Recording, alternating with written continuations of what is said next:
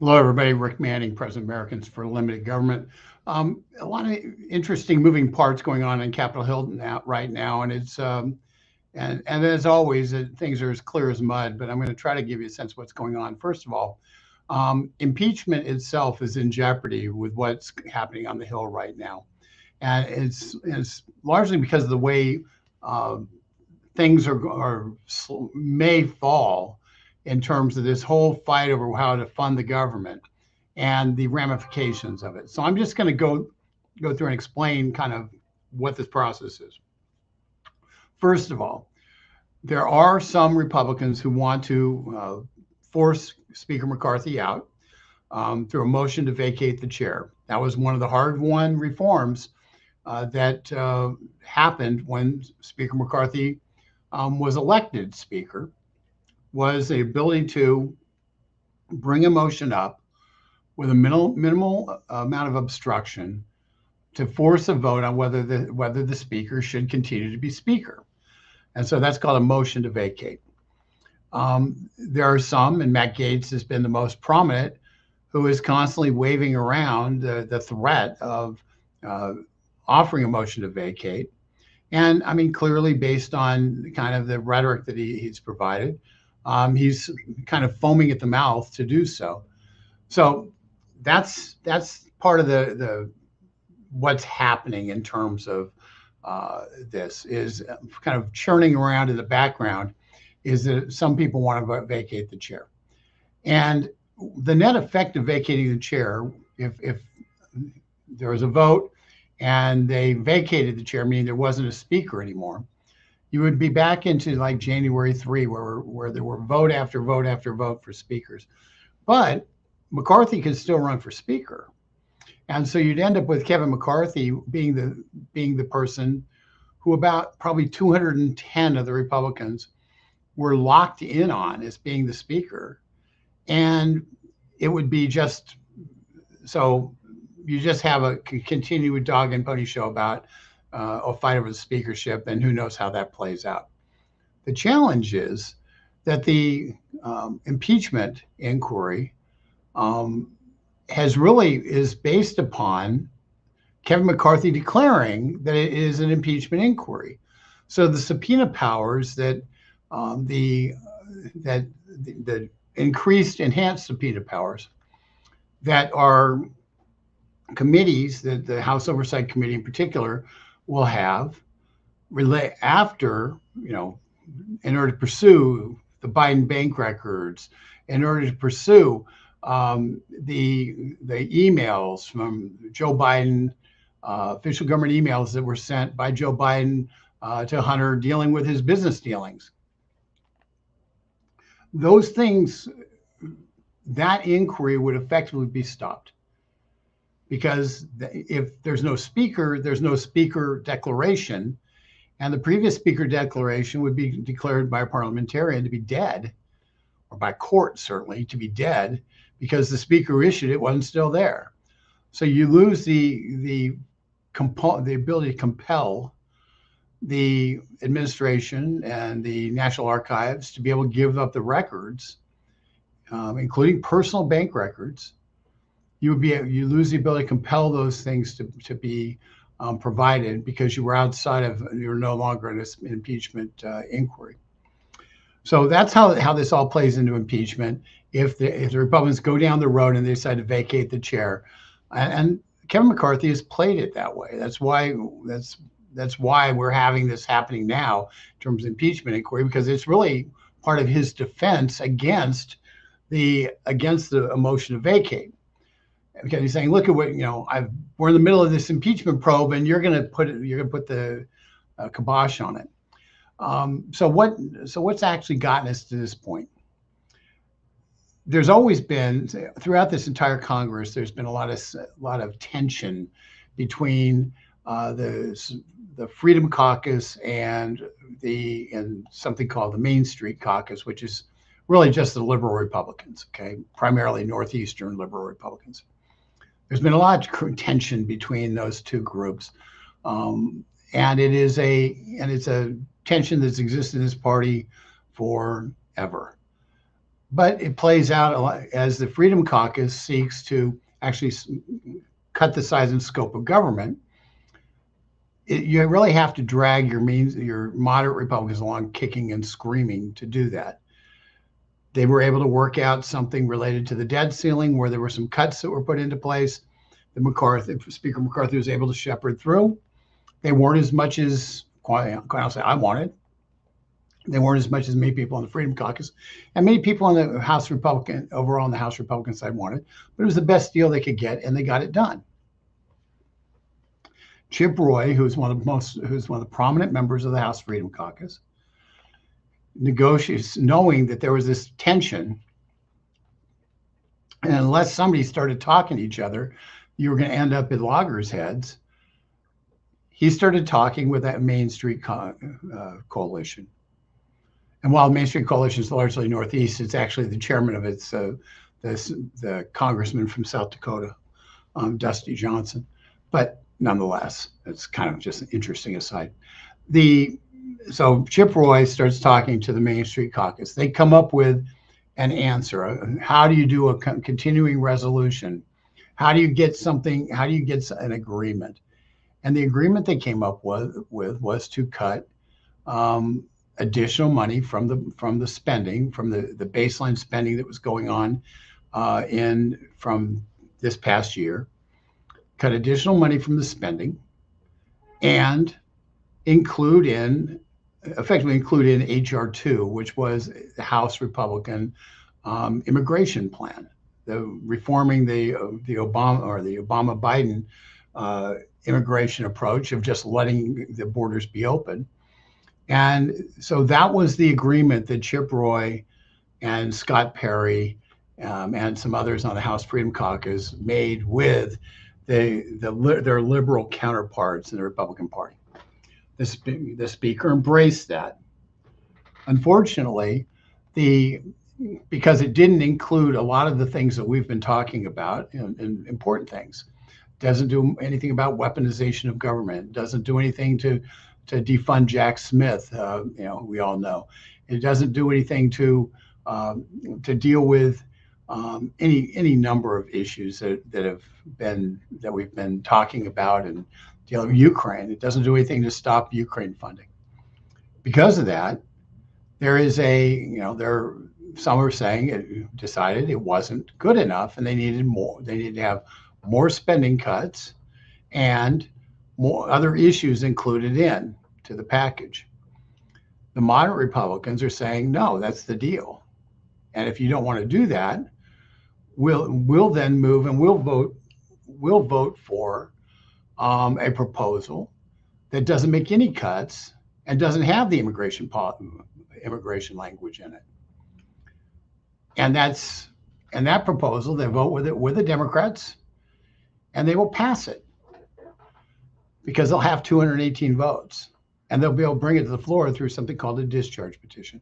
I'm not going to get too much into the weeds on this, but the bottom line is, this is not a negotiation where it's not a negotiation where the left doesn't have anywhere to go. They've got the whole Democratic caucus to go work with and to pass legislation that funds the Biden administration at the exact level that's been funded and doesn't do anything about immigration, doesn't do anything about anything, and just status quo as if nothing's wrong. That's where some of the so-called Main Street Republicans are going. So you have this situation where some of the Freedom Caucus people are stomping their feet and saying, if we don't have more cuts, we need more done, we're not going to vote for it. And you have some people on the left saying, well, fine, if you don't vote for it, you get nothing. And here's where the impeachment part comes in. If the bill passes because of a discharge petition, the same people who are stomping their feet saying, no, we don't want a compromise on this, are going to be in a position where they say, well, now because McCarthy didn't deliver what he promised when he became speaker, just not to make a deal with the left. Since he didn't deliver, we're now going to do a motion to vacate. And the ramifications of the motion to vacate is, as we said, is your Biden impeachment. All the subpoenas go away, and the committees are basically put into neutral in terms of dealing with it. That's the reality. That's real politic. That's what's happening. I will tell you, on a philosophical level, I absolutely agree with those who want to get as many cuts, as many policy riders as possible into these absurd CRs we're doing. I agree that the appropriations bill should have been done. I called for the House to come back into session in August so they could do some stuff, particularly along the lines of impeachment, but it would have been really nice to have a whole bunch of the appropriations bills already on the floor, argue them out, put whatever riders you're going to do in those individual appropriations bills, send them to the Senate. Those are things that should have been done. They weren't done.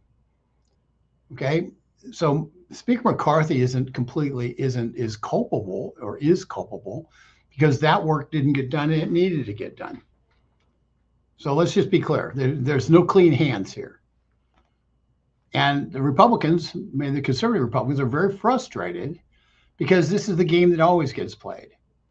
You always wait to the last minute, then we're stuck in a fix, and we have to vote for something we don't like, or we have to compromise to something that we don't think is enough, just to not shut the government down. That's your reality. There's always that fight, that tension. And life would be a lot easier if the appropriators got their bills on the floor and when they're supposed to back in May and June. And in having those bills on the floor in May and June, you had an open rule, which is just basically let people make amendments to it. People make amendments on the floor, and we end up with and then we vote yes or no on those bills on the House floor, and you end up with the 13 appropriations bills all passing. Or if you have one or two that can't pass because there's no agreement, you fight those out at the end. And that's what's supposed to happen. That didn't happen, and so we're in this fix. And with the net result that if things play out the way they are most likely to play out, we're going to end up in a remember those old claymation celebrity death match things? We're going to end up in a celebrity death match kind of thing and nobody wins. The most likely winners on that are Hakeem Jeffries, Nancy Pelosi, and the Senate, who both on the right and the left are looking at the House and saying, guys, you're messing it all up. The House of Representatives is supposed to, personal theory. If you have control of the House of Representatives, your job is to push the envelope. Your job is to cut as much as you can. Your job is to push as many philosophical bills through to the finish line as you possibly can. The Senate will then either pass them or not. Will always, because of the 60 vote threshold, you always have problems. They have to do a whole nother thing, to get something done. That's the way our country's built. It's the way the Constitution's built. It's the way the institutions are built. And so, at some time, we have to learn how to say yes. The Roy bill is a compromise. But sometimes you have to say yes to rolling back the size and scope of government a little bit, to protecting the border, some, and then throw it into the Senate and make it their problem.